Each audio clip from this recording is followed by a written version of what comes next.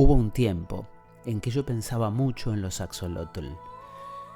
Iba a verlos al acuario del Jardin des Plantes y me quedaba horas mirándolos, observando su inmovilidad, sus oscuros movimientos. Ahora soy un axolotl. El azar me llevó hacia ellos una mañana de primavera en que París abrió su cola de pavo real después de la lenta invernada. Bajé por el boulevard de Port-Royal, tomé Saint-Marcel y l'Hôpital, vi los verdes entre tanto gris y me acordé de los leones. Era amigo de los leones y las panteras, pero nunca había entrado en el húmedo y oscuro edificio de los acuarios. Dejé mi bicicleta contra las rejas y me fui a ver los tulipanes. Los leones estaban feos y tristes y mi pantera dormía. Opté por los acuarios. Soslayé peces vulgares hasta dar inesperadamente con los axolotl. Me quedé una hora mirándolos y salí, incapaz de otra cosa. En la biblioteca Sainte-Geneviève consulté un diccionario y supe que los axolotl son formas larvales, provistas de branquias, de una especie de batracios del género Amblystoma. Que eran mexicanos lo sabía ya por ellos mismos, por sus pequeños rostros rosados aztecas y el cartel en lo alto del acuario. Leí que se han encontrado ejemplares en África capaces de vivir en tierra durante los períodos de sequía y que continúan su vida en el agua al llegar la estación de lluvias. Encontré su nombre en español, ajolote, la mención de que son comestibles y que su aceite se usaba, se diría que no se usa más, como el hígado de bacalao. No quise consultar obras especializadas, pero volví al día siguiente al Jardin des Plantes. Empecé a ir todas las mañanas, a veces de mañana y de tarde. El guardián de los acuarios sonreía perplejo al recibir el billete. Me apoyaba en la barra de hierro que bordea los acuarios y me ponía a mirarlos. No hay nada de extraño en esto, porque desde el primer momento comprendí que estábamos vinculados, que algo infinitamente perdido y distante seguía, sin embargo, uniéndonos. Me había bastado detenerme aquella mañana ante el cristal donde unas burbujas corrían en el agua. Los axolotl se amontonaban en el mezquino y angosto, solo yo puedo saber cuán angosto y mezquino, piso de piedra y musgo del acuario. Había 9 ejemplares y la mayoría apoyaba la cabeza sobre el cristal, mirando con sus ojos de oro a los que se acercaban. Turbado, casi avergonzado, sentí como una impudicia asomarme a esas figuras silenciosas e inmóviles aglomeradas en el fondo del acuario. Aislé mentalmente una, situada a la derecha y algo separada de las otras, para estudiarla mejor. Vi un cuerpecito rosado y como translúcido. Pensé en las estatuillas chinas de cristal lechoso, semejante a un pequeño lagarto de 15 centímetros, terminado en una cola de pez de una delicadeza extraordinaria, la parte más sensible de nuestro cuerpo. Por el lomo le corría una aleta transparente que se fusionaba con la cola, pero lo que más me obsesionó fueron las patas, de una finura sutilísima, acabadas en menudos dedos, en unas uñas minuciosamente humanas. Y entonces descubrí sus ojos, su cara, un rostro inexpresivo, sin otro rasgo que los ojos, 2 orificios como cabezas de alfiler, enteramente de un oro transparente, carentes de toda vida pero mirando, dejándose penetrar por mi mirada que parecía pasar a través del punto áureo y perderse en un diáfano misterio interior. Un delgadísimo halo negro rodeaba el ojo y lo inscribía en la carne rosa, en la piedra rosa de la cabeza vagamente triangular, pero con lados curvos e irregulares, que le daban una total semejanza con una estatuilla corroída por el tiempo. La boca estaba disimulada por el plano triangular de la cara, solo de perfil se adivinaba su tamaño considerable. De frente una fina hendidura rasgaba apenas la piedra sin vida. A ambos lados de la cabeza, donde hubieran debido estar las orejas, le crecían 3 ramitas rojas como de coral, una excrescencia vegetal, las branquias supongo. Y era lo único vivo en él. Cada 10 o 15 segundos las ramitas se enderezaban rígidamente y volvían a bajarse. A veces una pata se movía apenas, yo veía los diminutos dedos posándose con suavidad en el musgo. Es que no nos gusta movernos mucho, y el acuario es tan mezquino, apenas avanzamos un poco nos damos con la cola o la cabeza de otro de nosotros. Surgen dificultades, peleas, fatiga. El tiempo se siente menos si nos estamos quietos.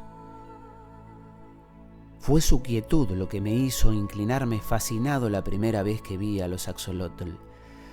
Oscuramente me pareció comprender su voluntad secreta, abolir el espacio y el tiempo con una inmovilidad indiferente. Después supe mejor, la contracción de las branquias, el tanteo de las finas patas en las piedras, la repentina natación, algunos de ellos nadan con la simple ondulación del cuerpo, me probó que eran capaces de evadirse de ese sopor mineral en que pasaban horas enteras. Sus ojos, sobre todo, me obsesionaban. Al lado de ellos, en los restantes acuarios, diversos peces me mostraban la simple estupidez de sus hermosos ojos semejantes a los nuestros. Los ojos de los axolotl me decían de la presencia de una vida diferente, de otra manera de mirar. Pegando mi cara al vidrio, a veces el guardián tosía, inquieto, buscaba ver mejor los diminutos puntos áureos, esa entrada al mundo infinitamente lento y remoto de las criaturas rosadas. Era inútil golpear con el dedo en el cristal delante de sus caras. Jamás se advertía la menor reacción. Los ojos de oro seguían ardiendo con su dulce, terrible luz. Seguían mirándome desde una profundidad insondable que me daba vértigo. Y sin embargo estaban cerca. Lo supe antes de esto, antes de ser un axolotl. Lo supe el día en que me acerqué a ellos por primera vez. Los rasgos antropomórficos de un mono revelan, al revés de lo que cree la mayoría, la distancia que va de ellos a nosotros. La absoluta falta de semejanza de los axolotl con el ser humano me probó que mi reconocimiento era válido, que no me apoyaba en analogías fáciles, solo las manecitas. Pero una lagartija tiene manos así y en nada se nos parece. Yo creo que era la cabeza de los axolotl, esa forma triangular, rosada, con los ojillos de oro. Eso miraba y sabía, eso reclamaba, no eran animales. Parecía fácil, casi obvio, caer en la mitología. Empecé viendo en los axolotl una metamorfosis que no conseguía anular una misteriosa humanidad. Los imaginé conscientemente, esclavos de su cuerpo, infinitamente condenados a un silencio abisal, a una reflexión desesperada. Su mirada ciega, el diminuto disco de oro inexpresivo y sin embargo terriblemente lúcido, me penetraba como un mensaje. Sálvanos, sálvanos. Me sorprendía musitando palabras de consuelo, transmitiendo pueriles esperanzas. Ellos seguían mirándome, inmóviles. De pronto las ramillas rosadas de las branquias se enderezaban. En ese instante yo sentía como un dolor sordo. Tal vez me veían, captaban mi esfuerzo por penetrar en lo impenetrable de sus vidas. No eran seres humanos, pero en ningún animal había encontrado una relación tan profunda conmigo. Los axolotl eran como testigos de algo y a veces como horribles jueces. Me sentía innoble frente a ellos. Había una pureza tan espantosa en esos ojos transparentes. Eran larvas, pero larva quiere decir también máscara y también fantasmas. Detrás de esas caras aztecas, inexpresivas y sin embargo de una crueldad implacable, ¿qué imagen esperaba a su hora? Les temía. Creo que de no haber sentido la proximidad de otros visitantes y del guardián, no me hubiese atrevido a quedarme solo con ellos. «Usted se los come con los ojos», me decía riendo el guardián, que debía suponerme un poco desequilibrado. No se daba cuenta de que eran ellos los que me devoraban lentamente por los ojos, en un canibalismo de oro. Lejos del acuario no hacía más que pensar en ellos. Era como si me influyeran a distancia. Llegué a ir todos los días y de noche los imaginaba inmóviles en la oscuridad, adelantando lentamente una mano que de pronto encontraba la de otro.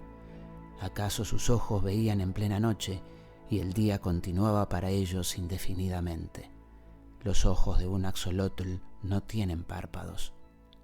Ahora sé que no hubo nada de extraño, que eso tenía que ocurrir. Cada mañana, al inclinarme sobre el acuario, el reconocimiento era mayor. Sufrían. Cada fibra de mi cuerpo alcanzaba ese sufrimiento amordazado, esa tortura rígida en el fondo del agua. Espiaban algo, un remoto señorío aniquilado, un tiempo de libertad en que el mundo había sido de los axolotl. No era posible que una expresión tan terrible, que alcanzaba a vencer la inexpresividad forzada de sus rostros de piedra, no portara un mensaje de dolor, la prueba de esa condena eterna, de ese infierno líquido que padecían. Inútilmente quería probarme que mi propia sensibilidad proyectaba en los axolotl una conciencia inexistente. Ellos y yo sabíamos. Por eso no hubo nada de extraño en lo que ocurrió. Mi cara estaba pegada al vidrio del acuario. Mis ojos trataban una vez más de penetrar el misterio de esos ojos de oro sin iris y sin pupila. Veía muy de cerca la cara de un axolotl inmóvil junto al vidrio. Sin transición, sin sorpresa, vi mi cara contra el vidrio. En vez del axolotl, vi mi cara contra el vidrio. La vi fuera del acuario, la vi del otro lado del vidrio. Entonces mi cara se apartó y yo comprendí. Solo una cosa era extraña: seguir pensando como antes, saber.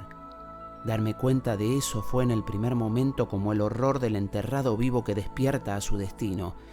Afuera, mi cara volvía a acercarse al vidrio. Veía mi boca de labios apretados por el esfuerzo de comprender a los axolotl. Yo era un axolotl y sabía ahora instantáneamente que ninguna comprensión era posible. Él estaba fuera del acuario. Su pensamiento era un pensamiento fuera del acuario. Conociéndolo, siendo él mismo, yo era un axolotl y estaba en mi mundo. El horror venía, lo supe en el mismo momento, de creerme prisionero en un cuerpo de axolotl, transmigrado a él con mi pensamiento de hombre, enterrado vivo en un axolotl, condenado a moverme lúcidamente entre criaturas insensibles. Pero aquello cesó cuando una pata vino a rozarme la cara, cuando moviéndome apenas a un lado vi a un axolotl junto a mí que me miraba, y supe que también él sabía, sin comunicación posible, pero tan claramente. O yo estaba también en él, o todos nosotros pensábamos como un hombre, incapaces de expresión, limitados al resplandor dorado de nuestros ojos que miraban la cara del hombre pegada al acuario.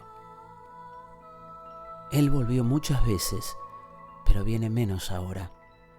Pasa semanas sin asomarse. Ayer lo vi, me miró largo rato y se fue bruscamente. Me pareció que no se interesaba tanto por nosotros, que obedecía a una costumbre. Como lo único que hago es pensar, pude pensar mucho en él. Se me ocurre que al principio continuamos comunicados, que él se sentía más que nunca unido al misterio que lo obsesionaba. Pero los puentes están cortados entre él y yo, porque lo que era su obsesión es ahora un axolotl, ajeno a su vida de hombre. Creo que al principio yo era capaz de volver en cierto modo a él, solo en cierto modo, y mantener alerta su deseo de conocernos mejor.